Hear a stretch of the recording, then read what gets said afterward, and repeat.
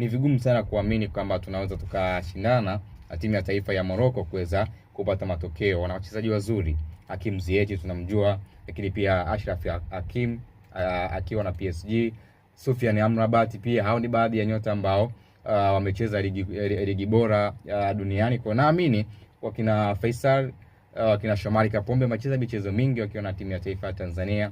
Kibu Dennis pia, Simon Epigodi Msuva wamecheza mechi nyingi, japokuwa hii mechi ni mechi kubwa, mechi ambayo tukipoteza hatuna sehemu ya kulalamikia. Tukipata matokeo basi tutapata sehemu ya kujivunia kwa sababu quality ya timu ya taifa ya Morocco na sisi ni vitu viwili tofauti. Lakini shida ambayo imeiona nyingine, eneo la goalkeeper.